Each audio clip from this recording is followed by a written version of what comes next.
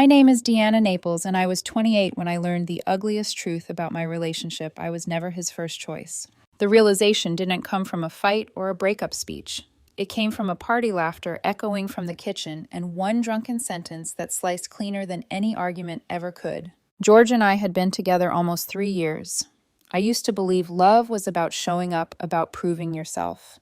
That if you listened when he was tired, remembered the things he mentioned in passing, supported his dreams, even when they sounded impossible, eventually he would stop looking over his shoulder. He would stop comparing me to the woman he thought he should have ended up with. That woman had a name, Sophia. She was his, almost but not quite the one who got away. At least that's how he always painted her. George never hid the fact that they had history wild, unpredictable, electric. He'd say it like a wistful joke after a few glasses of wine. Sophia knew how to keep me on my toes. You're different, Deanna. Safe. Safe. He used the word like a compliment, but it always felt like a cage. We met at work back when I was temping in IT, and he was floating between marketing jobs. He said he liked my sarcasm. I liked that he actually listened to my rants about broken printers. Within weeks, we were inseparable, or at least I thought we were. I stayed by his side through everything, a failed startup, his dad's surgery, 2 last-minute apartment moves. I didn't stay because I wanted credit. I stayed because that's what you do when you love someone. You stay. But the cracks showed early. He'd order cocktails I didn't like, then tease me for being boring when I stuck to water. He'd scroll Instagram during dinners I'd spent hours cooking. And every so often, Sophia's name would slip through like a ghost in the room. She was complicated. But God, she was exciting. The night of the housewarming party, I'd already been tired from a long week at work. But George insisted we go. He wanted to show up together. So I curled my hair, put on the deep blue dress he once said was his favorite, and brought a bottle of the overpriced wine he liked. The apartment was buzzing with music bodies pressed shoulder to shoulder, laughter rolling like waves. George poured drinks too quickly. He always claimed to be a lightweight with a dark streak. Usually I kept an eye on him, but this time I told myself to let him breathe. I was in the living room talking politely to a friend of a friend when I heard it. That sharp, high laugh he only did when he wanted to impress someone. My skin prickled. I turned, and there he was, leaning against the kitchen counter with 2 old college friends. And then his voice too loud, too casual. I mean, Deanna's sweet, but let's be honest. She was never my first choice. If Sophia had wanted me back then, I'd never have even looked at Deanna. But hey, it is what it is. He said it like he was describing a sandwich he didn't order, not the woman he came home to every night. The girls laughed awkwardly. One of them gave him a look like she couldn't believe he'd said that out loud. But George just kept talking, spinning stories about what could have been with Sophia, while I stood frozen in the doorway. It wasn't bitter. It wasn't even angry. It was worse and different. Like I was background noise filler in the script of his life. I swallowed the knot in my throat, turned back to the half-empty drink in my hand, and forced myself to finish it. My ears were burning, but my face stayed calm. An hour later, he stumbled out of the apartment, tipsy smile plastered on his face like nothing had happened. Ready to go, babe, he slurred, leaning against me like a child. I drove him home. Steady hands on the wheel, silent the entire way. 10 minutes in, he was out cold, head pressed against the window. I carried him inside, laid him on the bed, and pulled the blanket over his body. He didn't stir. I stood there for a moment, watching him breathe, wondering if he'd ever really seen me at all.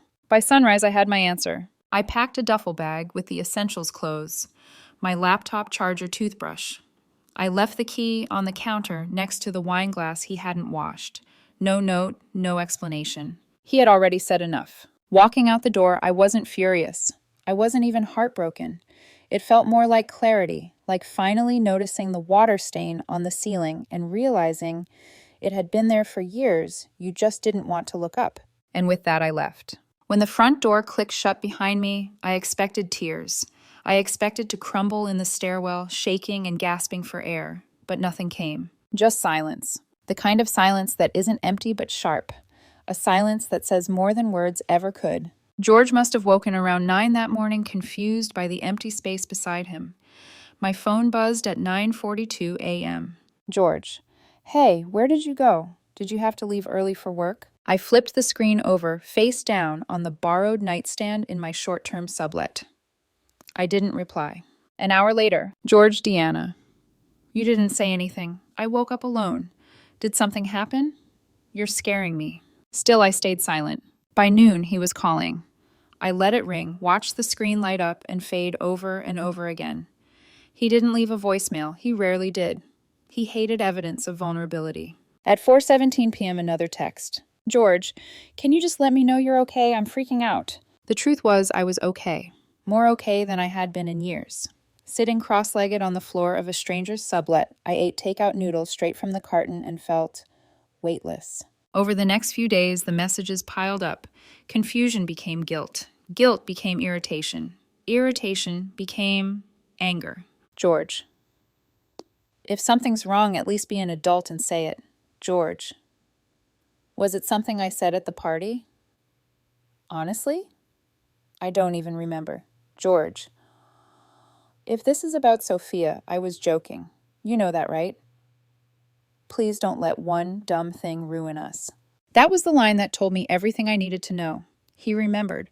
He wasn't confused, he was cornered. He didn't think I heard him.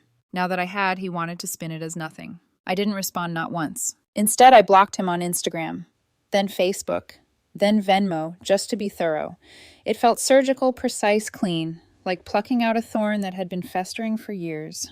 The only thing I didn't delete was our shared Spotify playlist. Let him see the green icon vanish beside my name, replaced by silence. By the third day, friends began reaching out. Maya, mutual friend. Hey, Deanna, George has been asking about you. Says you disappeared. Are you okay? I stared at the message for a long time, thumbs hovering. Then I set the phone down. I didn't owe explanations. For years, I had been the explainer, the fixer, the one who smoothed over rough edges. Not anymore. And strangely, I slept better than I expected. The first night on the borrowed couch, I drifted into dreams without the usual anxiety clinging to my chest. No waiting for his texts, no worrying if he was comparing me to Sophia again, no rehearsing ways to be enough. In the silence, I finally heard something else, my own thoughts. By the end of the week, George's text shifted tone. George, you're really going to ghost me after everything we've been through. George, fine. If you're done, at least say so, instead of acting like a child. George, I'm sorry. Okay, I was drunk. It didn't mean anything. Each message came like a stone tossed into a lake, rippling briefly before sinking into nothing. He wanted a reaction. He wasn't going to get one. Because here's what he never understood. Sometimes silence is the loudest answer of all. By the second week, George's tone had shifted from apology to performance. I didn't need to answer his text to know what he was feeling. All I had to do was look at his Instagram. The first post was subtle, a photo of 2 dinner plates across from each other. Caption: some people just get you. The second one was even less subtle, a blurry shot of a woman's hand holding a cocktail. No face, just the curve of a wrist with a thin gold bracelet. I scrolled right past it, because I knew the game. These weren't DDinations of love or new beginnings. They were bait hooks cast into the water meant for me to bite. I muted his account, but friends still sent me screenshots. Maya, Deanna. He's posting weird stuff. Looks like he's trying to make you jealous. I replied with a single thumbs up. No more energy wasted on explanations. Then the third week, the game changed. A familiar name appeared in his captions. One I'd memorized over 3 years of forced comparisons. Sophia. George wasn't hiding it anymore. He'd bumped into her at some gallery opening, apparently. At least that's what his photo suggested, the back of her head hair, gleaming under the lights tagged in big, bold letters. The caption read, "Timing is everything." I stared at it for a moment, not because I cared, but because it was so predictable. This was the woman he once held up like a ghost between us. The wild one, the unforgettable one, the one I could never measure up to. And now she was back in the picture, or so he wanted everyone to believe. His feed turned into a slideshow of staged moments, wine glasses clinking, artsy shots of street murals, a close-up of Sophia's shoes stepping into a cab. It was almost funny how curated it all felt. I didn't feel jealousy, I felt relief, because every post was proof that he was still chasing a fantasy, and that I'd been nothing more than a placeholder while he dreamed of someone else. But here's what George didn't realize: fantasies rarely survive reality. And Sophia, she had her own plans. I found out through a text from my friend Kayla. Kayla, Deanna, did you see Sophia just got engaged? My chest didn't tighten, my heart didn't skip. Instead, a slow, strange smile spread across my face. Because suddenly the story wasn't about me anymore. It was about George finally forced to face what he'd been running after. At that moment, I understood something I should have known all along. George never really loved me, but he never really loved Sophia either. He just loved the idea of wanting what he couldn't have. When Sophia's engagement photos went public, George's online persona collapsed overnight. The cryptic timing is everything captions vanished. The curated wine glass, soft launches disappeared. Within days, his feed turned into something darker. Black screens, song lyrics about heartbreak, quotes about betrayal. The kind of posts that didn't cry out, "I'm happy."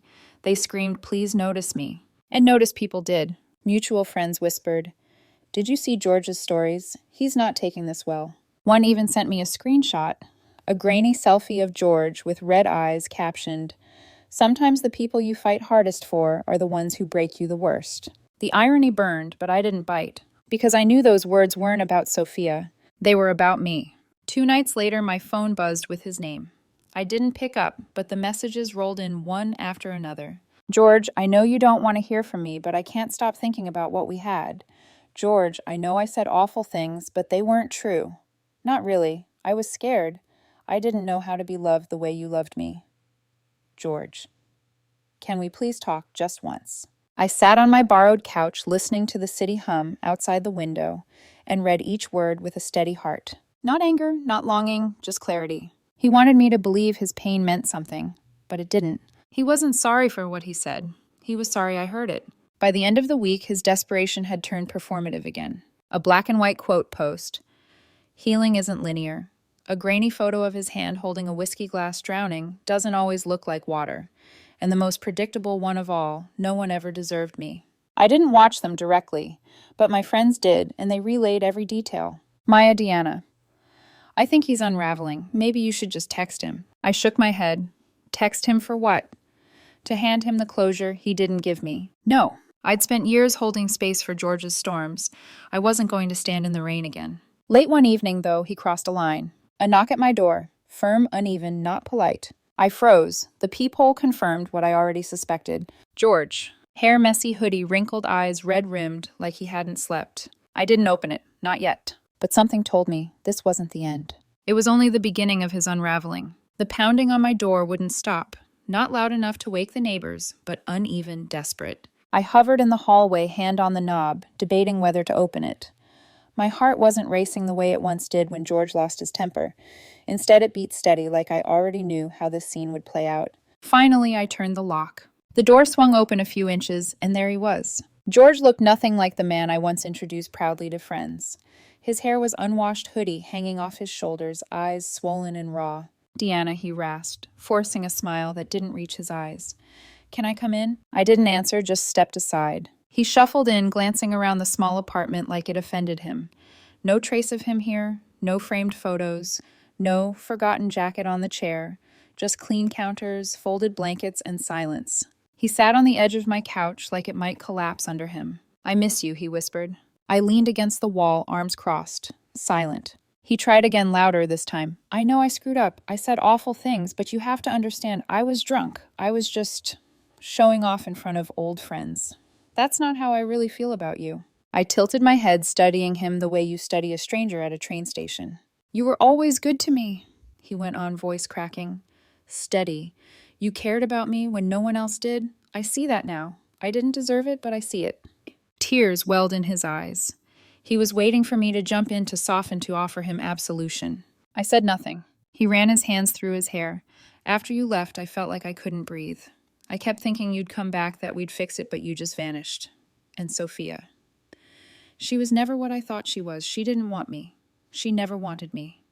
I chased a fantasy and lost the only real thing I had." He leaned forward, eyes pleading. "I was stupid, Deanna, but I'm here now. I'm asking you, please just talk to me." There it was, the shift from arrogance to desperation. The same mouth that once told a room full of people I was never his first choice was now begging me to be his only choice. Finally, I spoke. My voice was calm, almost too calm. "You're not sorry for what you said, George. You're sorry I heard it." His face crumpled instantly. "No, that's not true." I cut him off. "You knew exactly how you saw me. You just never thought I'd walk away." He shook his head, tears spilling now. "I do miss you. I do.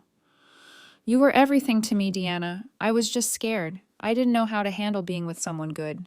"Then go figure that out somewhere else," I said, standing straighter. He clutched his knees, shaking. "Don't do this. Don't throw us away." I stepped closer to the door hand on the knob.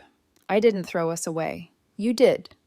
The night you called me safe like I was a consolation prize, you made your choice. I opened the door wide. The hallway light spilled in. We're not talking again. We're not friends. We're not reconnecting. We're nothing. George's breath hitched. He covered his mouth, trying to hold back a sob, then stood shakily. He looked at me like he wanted to scream, but no words came. He walked out slowly, shoulders slumped, and I closed the door behind him gently, not with anger, but with finality. The lock clicked. For the first time, I felt truly free. Months passed. Seasons shifted. My life, once heavy with his presence, grew light. I moved into a brighter apartment, cut my hair shorter, took on new projects at work. People said I looked different, like I'd been carrying a secret weight, and finally set it down. The truth was I had. So when an invitation arrived for a friend's engagement party, rooftop lounge downtown, champagne and string lights, I didn't hesitate. That night I slipped into a new suit-style dress, tailored and sharp. My reflection looked back at me with steady eyes. Not the Deanna who once begged silently for scraps of affection, but a woman who chose herself. The rooftop was buzzing with music and laughter, familiar faces, glasses clinking, the city skyline glowing. I found myself mid-conversation with friends when I felt it. A stare. I turned and froze. George. He stood across the terrace holding a plastic cup of water like it was fine wine. His smile looked painted on his skin, pale under the string lights. He saw me at the exact same moment. His eyes widened, then narrowed. For a second, he hesitated. Then, like he couldn't stop himself, he began walking toward me. Deanna, he said, voice strained as if he hadn't spoken in days. George. My tone was even, almost polite. You look good, he stammered. Thanks. There was a pause. Awkward silence pressing between us, while laughter and music swirled around. I didn't expect to see you here, he added. Yeah, I said, sipping my drink. Most people don't. He shifted, uncomfortable. Then almost too quickly, I've been meaning to say, I'm happy for you. I heard you've been doing well. I am. The words landed heavy final. His throat worked. Do you ever think about us? I met his eyes steady. A small half-smile tugged at my lips. Not cruel, just honest. Only when someone asks me why I stayed single for a while. The blow hit harder than I expected. His face faltered like he'd been slapped in public. You don't have to be mean, he whispered. I'm not, just telling the truth. For the first time, he didn't fight back. He just stood there, eyes, glassy lips pressed tight like he wanted to scream but couldn't risk the scene. Finally, he nodded once. Okay. Well, I guess I'll see you around. I tilted my head. I don't think you will. And with that, I turned, walking back into the circle of laughter, leaving him alone at the edge of the rooftop. He stayed there staring after me, but I didn't look back. I didn't watch George after I walked away. Maybe he was still standing in that corner. Maybe he was drowning in his own silence. It didn't matter. Because across the rooftop, under strings of warm light, someone waved me over. Deanna. There you are, my friend, Natalie grinned, tugging me toward a small group. I've been dying to introduce you to. And that's when I met him, Evan, a friend of the groom. We'd crossed paths once in a group chat, trading sarcastic jokes, but this was the first time face-to-face. Tall, understated, with an easy smile that didn't feel rehearsed. Finally, he said, offering his hand. So you're the Deanna who sends memes at 2 a.m. I laughed, genuine and unguarded. The kind of laugh I hadn't realized I'd missed. We talked. About work. About books. About the best late-night street food in the city. It was effortless. No sharp edges, no ghosts of someone else looming between us. For the first time in years, I wasn't scanning for comparisons or hidden daggers in someone's words. I was just there, chosen present enough. From the corner of my eye, I knew George was watching. His posture stiff, his plastic cup clutched too tightly. But I never turned toward him, not once. Because the truth was, I didn't win by making him regret. I didn't win by proving I was worth more than safe. I won by walking away, by letting silence speak louder than begging ever could. By the time he realized it, I wasn't angry. I wasn't heartbroken. I was just done. And that's when I knew I had really won.